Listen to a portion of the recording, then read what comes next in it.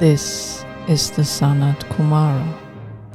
Welcome to the 36th lecture of this year at Namas University, Earth's spiritual digital university, the place and community that grows you into fully soul-guided and Shambhala-assisted human beings able to create their life and the future of Earth according to the up-to-date divine plan, together with all other beings.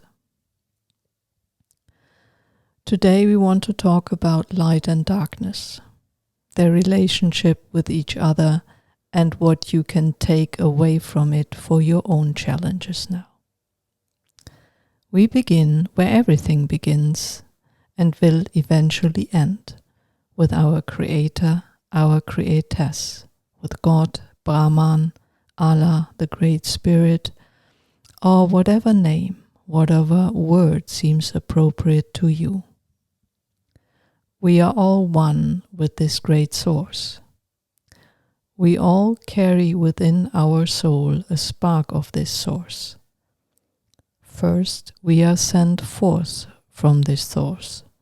The Creator and the Createss send souls out with a spark of the source to gain experiences separate from and yet connected deep down to this source. Through these experiences, the souls enrich themselves and at the same time the source, before source continues in a subsequent universe, and at some point there is a reunion.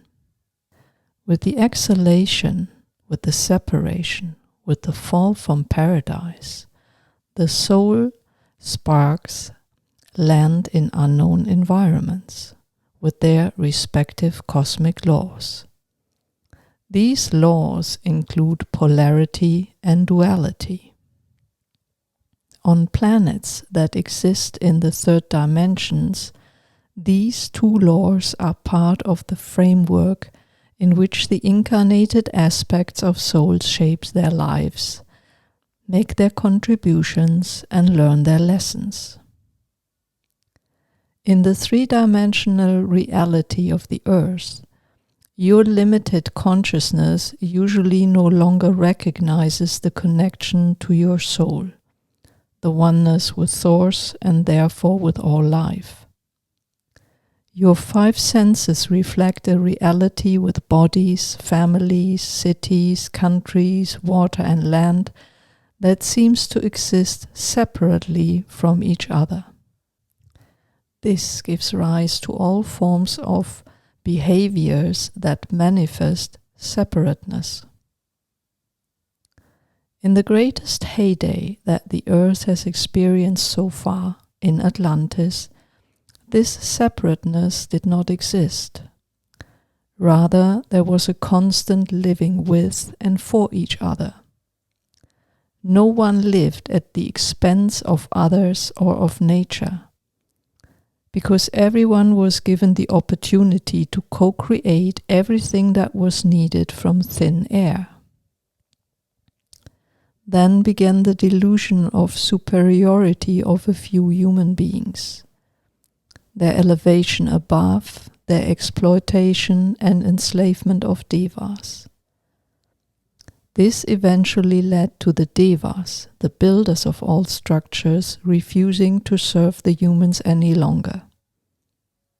In consequence, Atlantis fell. The high culture disintegrated. Since the fall of Atlantis, Earth and all life that calls Earth home has been going through a dark time. The light in which we recognize and experience oneness with and for each other had disappeared through the break with the devas. We from Shambhala sent incarnated aspects of beings again and again to lead humanity back into the light, be it with inventions like those of Nikola Tesla, or with spiritual teachings like those of Krishna, Joshua, or Muhammad. Tesla's inventions were suppressed so that influential humans could continue to make money with their methods. The pure teachings of the spiritual guides were changed, sometimes deliberately instrumentalized and shaped into religions. In consequence, our progress over the millennia and centuries has been woefully small. With the beginning of the Earth's leap from the third to the fifth dimension, the laws of polarity and duality are suspended on Earth. New light energies are arriving daily in ever higher vibrating and larger doses. Every human being is now able to participate again in the oneness of all life with the Creator and the Creators through his or her own soul, to co-create, to create with all life in unity, harmony, and peace. People deal with these incoming light energies and new teachings in different ways. Some souls want to continue to experience a third-dimensional reality with their incarnated aspects. They transform. You would say they die, also in large numbers, and continue their learning in a third-dimensional environment on another planet. The largest group of souls have decided to join Earth's leap through the fifth dimension. However, they cannot reach their incarnated aspects. The incarnated aspects cling to their dual and polar conditionings, separating right and wrong, good and evil, power and powerlessness, man and woman, light and darkness. They do not hear or do not want to hear what their soul wants to tell them, what they now have to give up and learn anew. They are still judging, envying, excluding, hating, attacking, killing, and so much more. For these humans, the changes happening are equal to loss and pain. In the darkness of the third dimension, life on Earth becomes less bearable to them day by day. A new beginning is needed. It needs self-love, forgiveness, healing, the recognition that all are one and that there is only a common future among equals for all. Nothing less will do. The forerunner of the new high culture time on Earth is the small but daily growing third group. They are incarnated aspects of souls who are connected to their souls or are actively working on it. They listen, want to listen to what guidance their soul is giving them. This group allows itself to be used and guided by us from Shambhala for planetary tasks. This is the group, the ambassadors of light, to which you already belong or are in the process of belonging. This is the all-important group now. Your task is to help the majority in the second group to make the leap into and through the fifth dimension. It is important that this group of ambassadors of light grows daily and spreads on all continents. The larger this group is, and the more familiar each individual ambassador of light is with the greater truth of life on Earth, in the cosmos, and the up-to-date teachings we provide, the faster we will arrive at our common destination. I need you. I'm waiting for you. I'm guiding you on the path to the Golden Age, a new advanced civilization on Earth similar to the one at the height of Atlantis.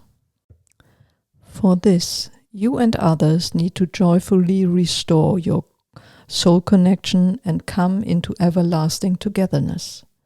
come back to the oneness of all life forms, and the connections of the earth with the cosmos through your soul family, the Master and Deva teachers, and through me. On this path, everyone needs to work on themselves first, not on those in the second group. Do not try to take someone with you who is not ready yet. Let go in love and gratitude. You will pick them up later if it is their free will. As long as they resist, you are hindering your own development, and with that, the development necessary on Earth. That too is part of the cosmic order and how things evolve.